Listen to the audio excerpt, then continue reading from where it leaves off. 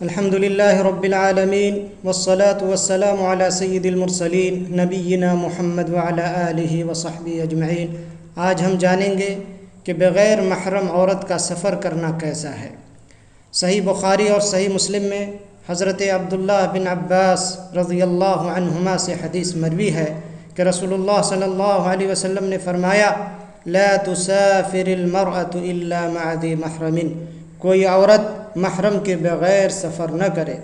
یہ حدیث اپنے عموم کے اعتبار سے ہر قسم کے سفر حتیٰ کہ سفر حج کو بھی شامل ہے۔ عورت کا محرم کے بغیر تنہا سفر کرنا فاسقوں فاجروں کو اس کے متعلق غلط سوچ میں مبتلا کر سکتا ہے، نتیجتاً وہ اس کی عزت کے درپے ہو سکتے ہیں، اور عورت اپنی فطری کمزوری کے سبب مردوں کے دھوکے میں آ کر مکمل طور پر اپنی عزت سے ہاتھ دھو سکتی ہے، یا کم از کم اس کی شرافت اور پاک دامنی پر داغ آ سکتا ہے۔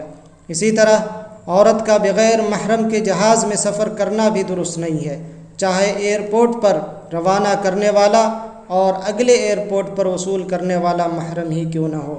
سوال یہ ہے کہ دوران سفر عورت کے ساتھ والی سیٹ پر کون بیٹھے گا، اور اگر جہاز کسی فنی خرابی کی وجہ سے کسی دوسری ایئرپورٹ پر اترنا پڑے یا پرواز میں تاخیر ہو جائے اور جہاز مقررہ وقت پر پرواز نہ کر سکے، تب عورت کا پرسان حال کون ہوگا؟ جبکہ اس قسم کے واقعات اکثر رونما ہوتے ہیں۔ صرف وہ شخص عورت کا محرم بن سکتا ہے جس میں 4 شرطیں پائی جائیں۔ نمبر 1 مسلمان ہو، نمبر 2 بالغ ہو، نمبر 3 عاقل ہو، نمبر 4 مرد ہو۔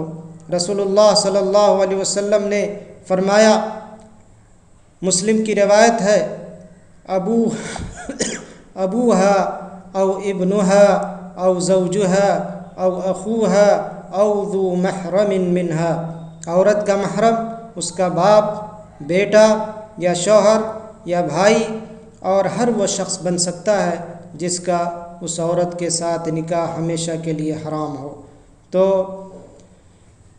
بغیر محرم کے عورتوں کو سفر کرنے سے بچنا چاہیے، اور ہمیں اپنی عورتوں کو بچانا چاہیے کہ بغیر محرم کے سفر کرے۔